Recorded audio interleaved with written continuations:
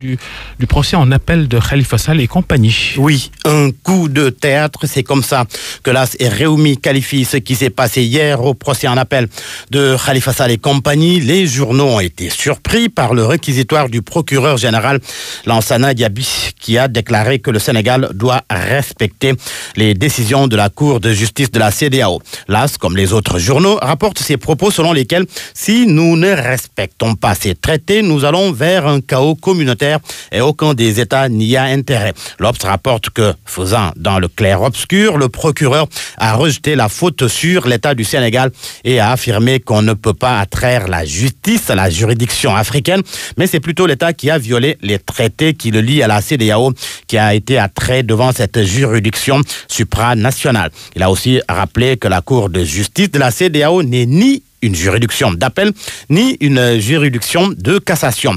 Comme l'Observateur, le quotidien fait aussi état d'un clair-obscur de Lansana Diaby. Et pour cause, il a indiqué que la Cour d'appel doit prendre en compte la décision de la Cour de justice de la CEDEAO en ce sens que le Sénégal a ratifié cette loi, mais il n'a pas osé, selon mon confrère, réclamer ouvertement la libération de Khalifa Sall. Selon le quotidien, Lansana Diaby a seulement invité les autorités à rectifier le tir à l'avenir. Certains journaux ne font pas la même lecture. C'est le cas de la cloche pour qui Diaby libère, entre guillemets, Khalifa Sall. Et Vox Populi, dont le titre est assez évocateur, coup de tonnerre, le procureur cautionne la libération de Khalifa. Vox Pop se fonde en partie sur les propos du procureur, propos selon lesquels il faut respecter cette décision communautaire qui s'impose à l'État. Les Échos y voient une rébellion contre l'exécutif car pour le procureur, l'État a violé le traité de la CEDEAO et lésé les droits de Khalifa Sall. Sud Quotidien souligne que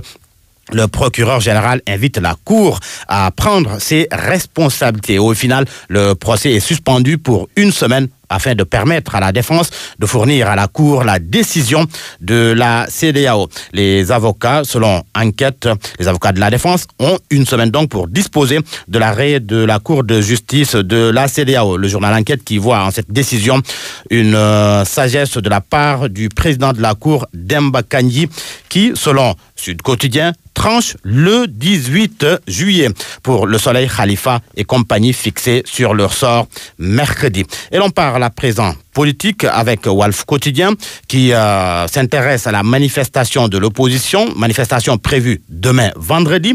Pour le journal, l'opposition bande les muscles. Avec ou sans autorisation, ont-ils dit, nous allons marcher.